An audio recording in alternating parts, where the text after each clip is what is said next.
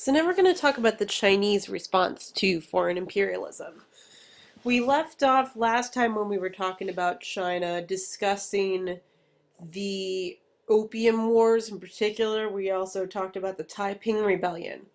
And in general, the idea that we got away from that was that China was really not faring well because of a foreign presence. The Chinese were very upset, the Chinese government, that is, was very upset by the introduction of opium to its economy and the way that that essentially opened up China's doors to outside trade when China previously had been very isolationist and closed off to the rest of the world economically.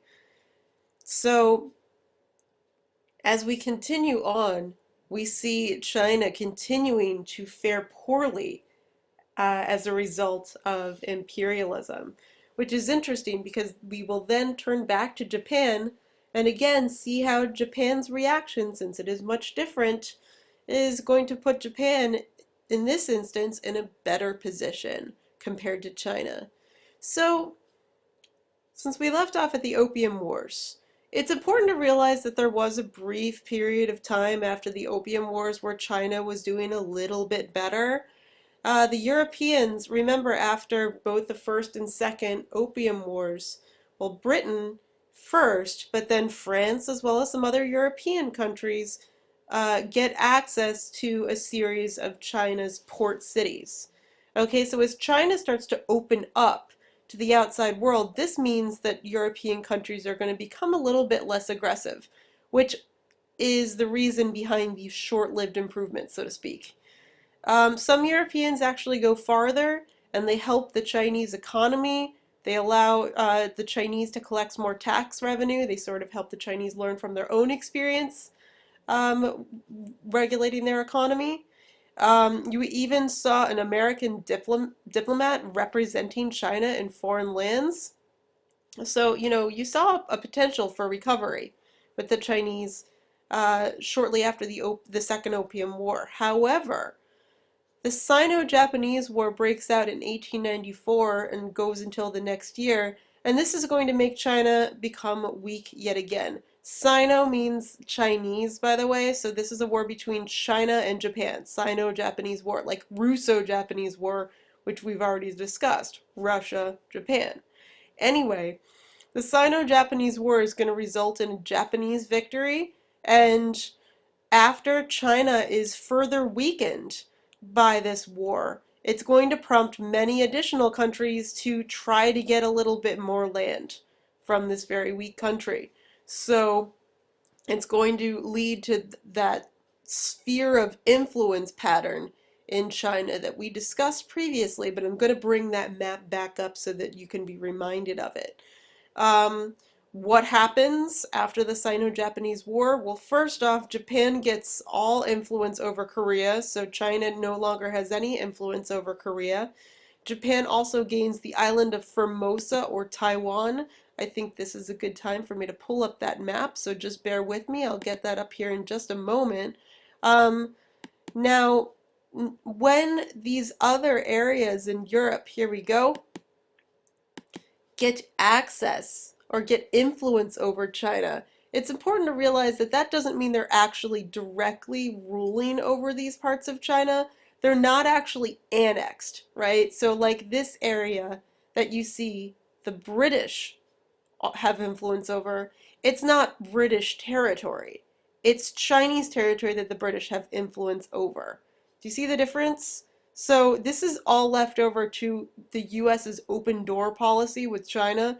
They wanted to make sure that all European nations had the ability to trade equally with China, but the spheres of influence that really take shape after the Sino-Japanese War is a way so that certain European countries are going to have more influence over certain regions of China than others. Okay, but again, according to the open door policy, no one country could have total control over China. Okay, so they could keep trade open with all countries on an equal basis. All right, so just a few important things to note based on this map. We've seen this map before, but now we have more information. Like I was saying earlier, now Korea is completely under Japan's control. Okay, previously China did have some influence over Korea, now not at all. Formosa, which is Taiwan now, was gained by Japan. So another really important, you see the Japanese sphere of influence is great over China. Other country, oh, and of course they also have influenced the Japanese. This kind of darker pink, I guess you could say, also shows us that they have influence in Manchuria. It's another reason why the Japanese and Russia often butt heads, because both of them are interested in this region. They already went to war during the Russo-Japanese War over this. The British have considerable influence in southeast as well as southwest China, so the region of Tibet, as well as all the area along the Yangtze River, which was a very significant trade location, okay? Including, of course, control over the port city of Shanghai, the port city of Hong Kong, and we know that according to the Treaty of Nanking, Britain had total control over Hong Kong until 1997. The Germans have less influence, but they still have some. They open up the port of Qingdao right here. Um, and so this is, going to kind of put Germany on China's map for the first time. You also see the French have less influence in China, actually. There is some, you of course see this, and size doesn't really matter as far as this map is concerned. What we really focus on when we think about the imperial influence that France has in Asia, we think about um, Indochina or Vietnam. Okay, so we think much more about that. All right. Moving on, going back to the slide that we were on. There are some, in general, we can think of Chinese reaction to imperialism as traditionalist. We already discussed that in the previous video. All right, really what they're trying to do is to get that foreign influence out of China as much as they can. All right, so a good example of this would be the 100 Days Reform. All right, this was in 1898. It was an attempt to reform cultural, political, and educational elements in China through modernization. So, they were actually attempting to embrace to a certain extent some of the outside influences of China, but this proves to be a failure. All right, the 100 Days of Reform doesn't actually work. You also see the emergence of Dr. Sun Yat-sen. He was a revolutionary who wanted to overthrow the Manchu dynasty. Remember how in the Taiping Rebellion you also had an attempt, an unsuccessful one, to overthrow the Manchus? What Sun Yat-sen wanted to do was establish a republic in China.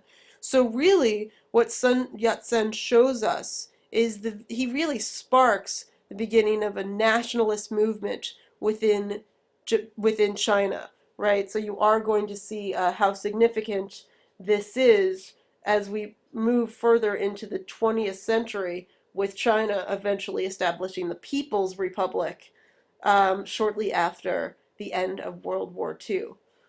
Sun Yat-sen's movement was more of a radical response than the 100 Days.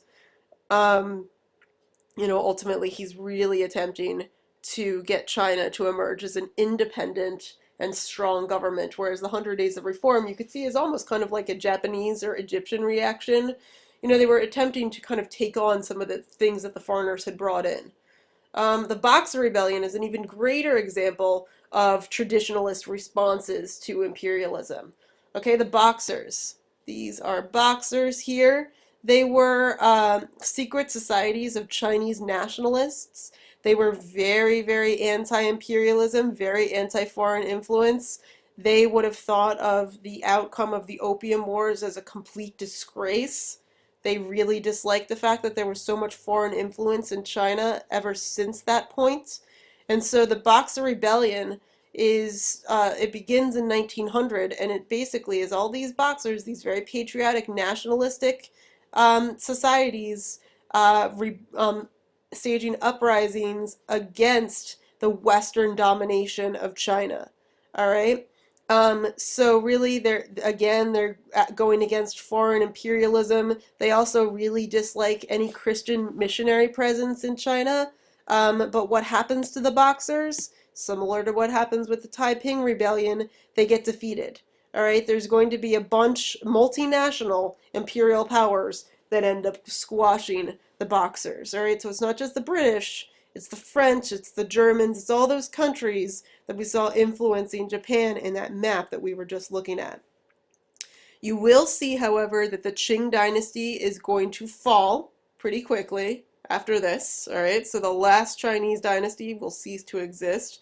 And eventually, okay, and this is a big eventually, China will become a republic.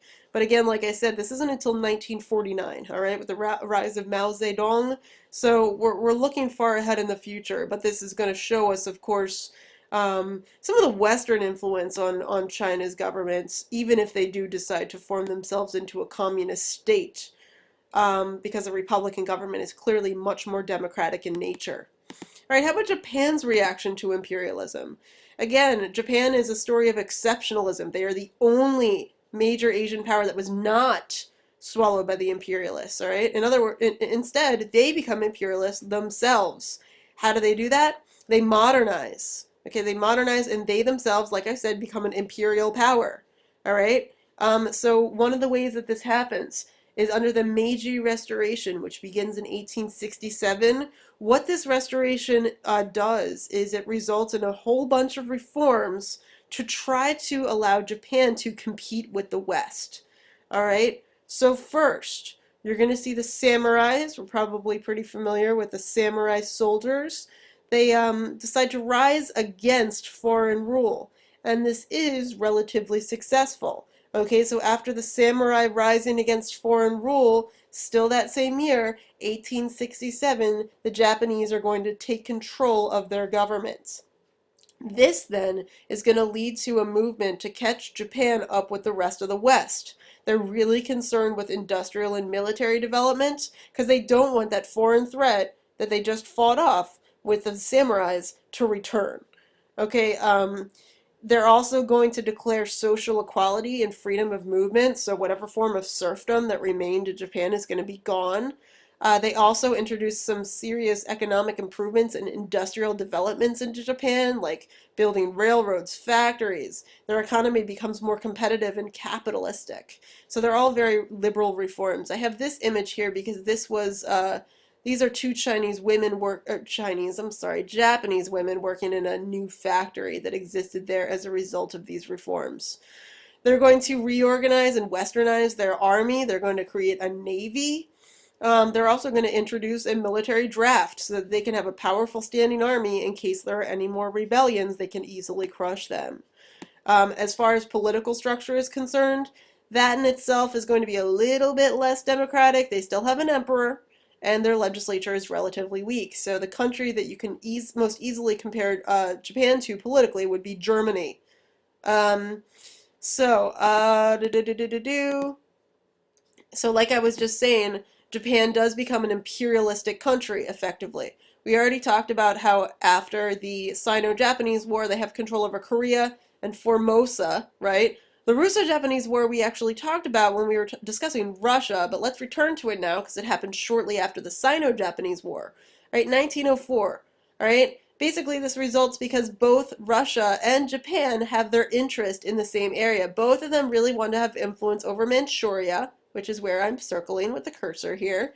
The Japanese in particular are concerned because Russia wants to have its Trans-Siberian Railway go across Siberia. And so they really, really don't like that. All right, so what's Japan going to do? It's going to respond against Russia militarily. It's going to destroy the Russian fleet off the coast of Korea. It's going to win major battles on land. And this is going to result in a huge humiliation for Russia. They never thought that they would be defeated by an Eastern power. Okay? The Treaty of Portsmouth is the treaty that ends the war, and Japan wins major concessions. They win part of this island here, Sakhalin Island. They also get control over the South Manchurian Railroad here, and southern Manchuria goes back to China, not Russia. All right, long-term effect of the war. Russia's going to shift its attention from here over to the Balkans, World War I stuff. The Russian Revolution will take place, and